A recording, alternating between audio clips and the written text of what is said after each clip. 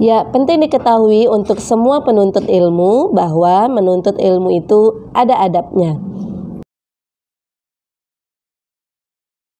Adab penuntut ilmu yang pertama adalah ikhlas, yaitu semata-mata mengharapkan keridhaan dari Allah Subhanahu wa taala atau dalam rangka taqarrub ilallah, semakin mendekat kepada Allah. Ya, ketika seseorang penuntut ilmu atau anak menuntut ilmu, kemudian orang tuanya berpesan supaya kamu nanti mudah kerja, supaya kamu nanti bisa menghasilkan banyak uang, atau kamu dipandang oleh orang, memiliki kedudukan yang baik ataupun jabatan, ini sebenarnya sudah keluar dari koridor ikhlas. Kenapa harus ikhlas? Karena keikhlasan dalam menuntut ilmu akan memberikan pengaruh yang besar kepada penuntut ilmu itu sendiri maupun sekitarnya. Ya, orang yang menuntut ilmu dengan ikhlas maka akan membuahkan ilmu yang bermanfaat, akan membuahkan ilmu yang diamalkan, bukan sekedar teoritis semata. Memulai menuntut ilmu dengan keikhlasan maka akan menjauhkan kita dari sifat riya, ya, sombong, sum'ah, memamerkan keilmuan. Adab yang kedua bagi penuntut ilmu haruslah memiliki sifat tawadhu. Artinya tidak boleh sombong. Ya, kadang-kadang ilmu itu datang dari orang yang kelihatannya seperti biasa-biasa saja, strata sosialnya lebih rendah dari kita, atau bahkan usianya lebih muda. Nah, ketika kita menuntut ilmu, diwajibkan memiliki sifat tawadhu. Ya, jadi membuka gelas. Jangan merasa lebih pintar, kemudian merasa lebih tahu, maka ilmu itu tidak akan didatangkan, tidak diberikan keberkahan. Ilmu itu akan mudah hilang dan seterusnya. Adab berikutnya adalah bertekad untuk mengamalkan ilmu. Jadi menuntut ilmu bukan sekedar untuk sekedar tahu, menambah pengetahuan, menambah wawasan. Ini salah ya, niat yang salah di awal. Yang benar adalah ketika kita mulai menuntut ilmu, sudah kita niatkan dari awal bahwa ilmu ini akan kita amalkan, akan kita jadikan sebagai jalan untuk mendekat kepada Allah Subhanahu wa taala, akan menambahkan ketaatan kita kepada Allah Subhanahu wa taala. Ya, nanti bisa dibuka di surah Fatir, surah ke-35 ayat 28.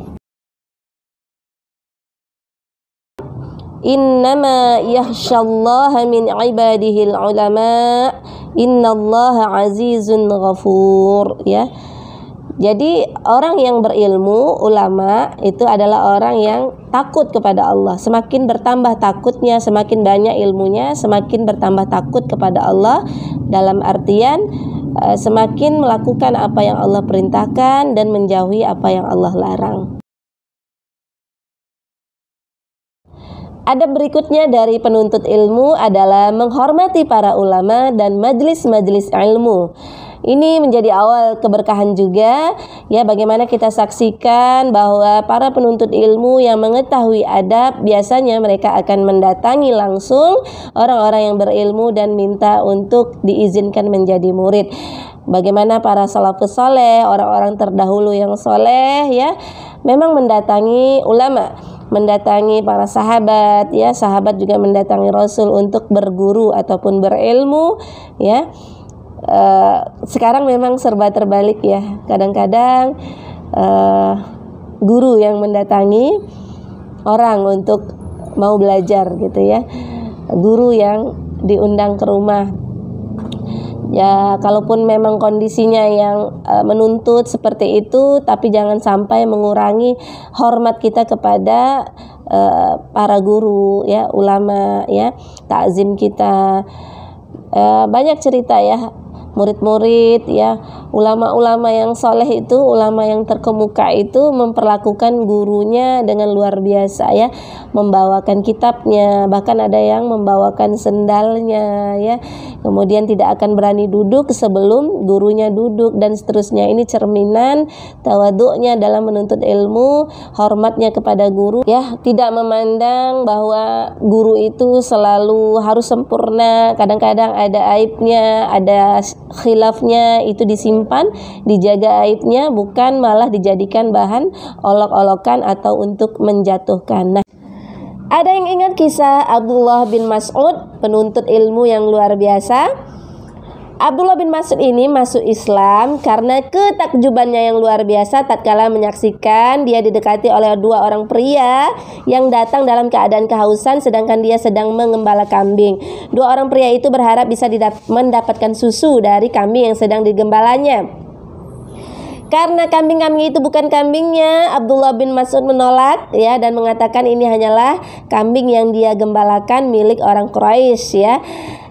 Dua pria itu adalah Rasulullah dan Abu Bakar As-Siddiq. Kemudian Rasulullah meminta ia membawakan kambing betina yang belum kawin, artinya nggak ada air susu kan. Kemudian Rasulullah membaca basmalah, mengusap perut kambing tersebut dan menghasilkan susu ya, diminum oleh Rasulullah, kemudian Abu Bakar dan Abdullah bin Mas'ud sendiri. Karena ketakjubannya melihat kejadian ini dan setelah diketahui itu adalah Rasulullah SAW, Abdullah bin Mas'ud menawarkan diri untuk menjadi murid, menjadi hamba dari Rasulullah SAW.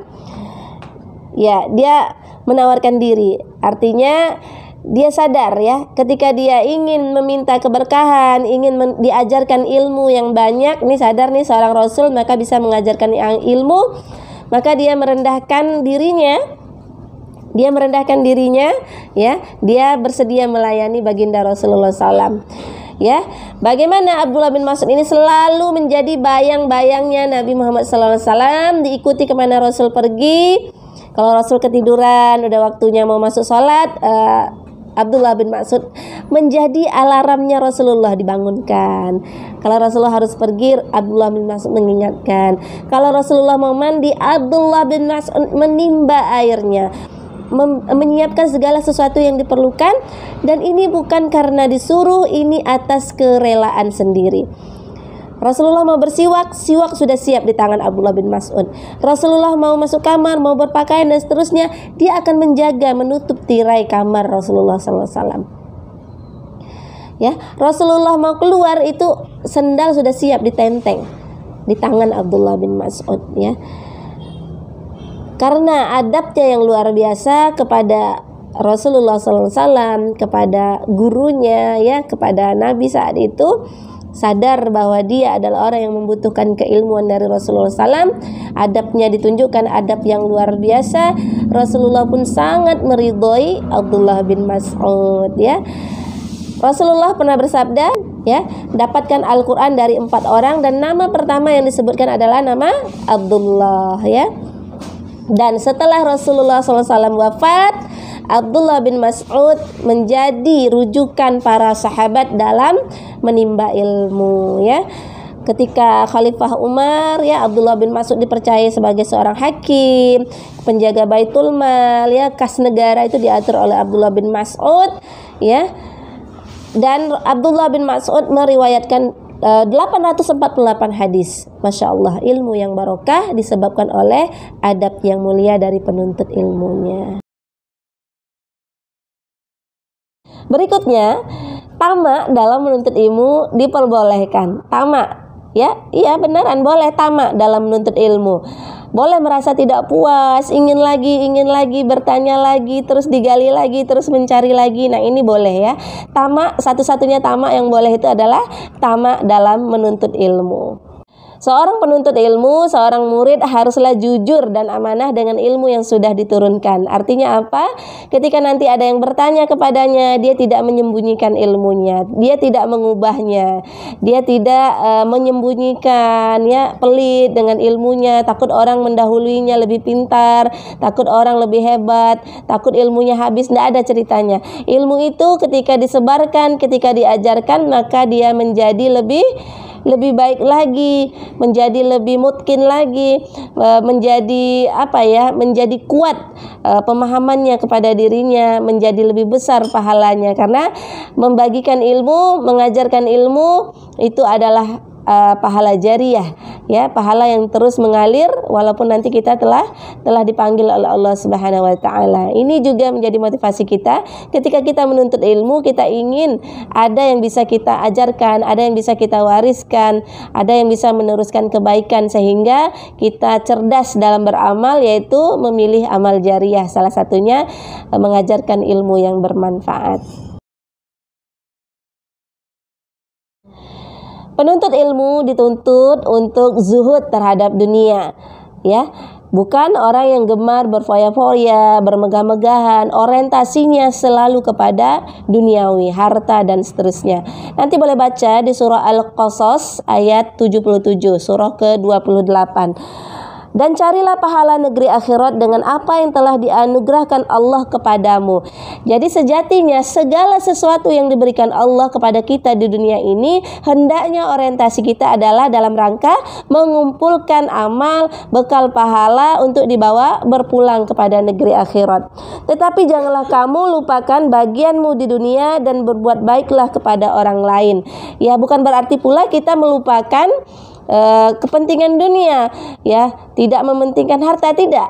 Tetap kita disuruh untuk kaya, kita disuruh untuk bekerja, kita disuruh juga memperdulikan kepentingan dunia kita, tapi seperlunya saja, bukan menjadi orientasi utama.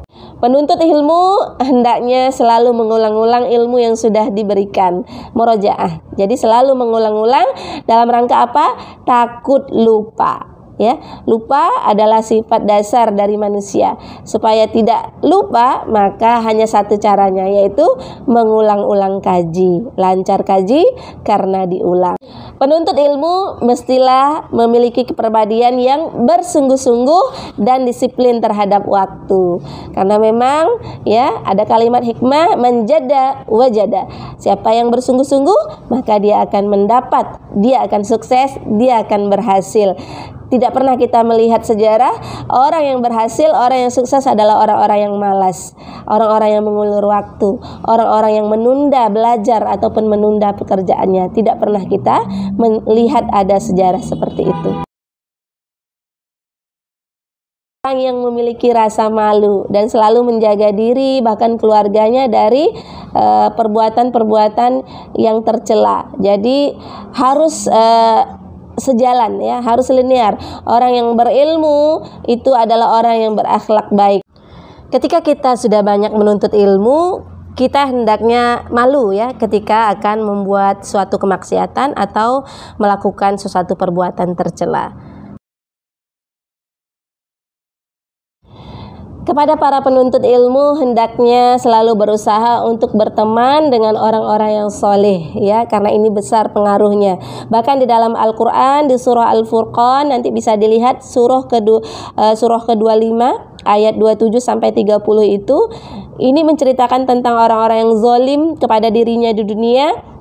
Ya, mereka menggigit dua jarinya seraya berkata, aduhai seandainya dulu aku menjadi pengikut Rasul. Nah, ya, mungkin semasa hidupnya orang ini adalah orang yang tidak mengindahkan seruan Rasul untuk mengikuti Islam. Ya, ini diabadikan di dalam Al-Quran. Kemudian, aduhai celakalah aku seandainya dulu aku tidak mengikuti atau tidak mengambil dia sebagai sahabat dekatku. Nah, ini apa maksudnya?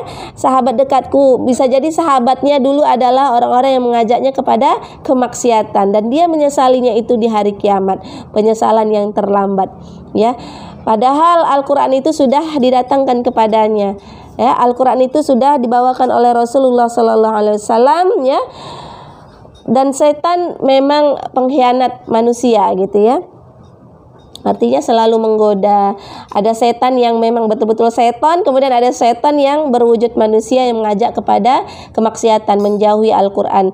Dan ditutup pada ayat 30 itu Rasul yang mengatakan bahwa umatnya itu sudah mengabaikan Al-Quran, ya.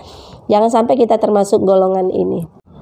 Semoga Allah Subhanahu wa taala memudahkan niat baik kita untuk menuntut ilmu, ya, dipertemukan dengan guru yang terbaik, komunitas yang baik dan teman-teman baik yang saling mengingatkan untuk istiqomah dalam menuntut ilmu. Selamat belajar. Assalamualaikum warahmatullahi wabarakatuh.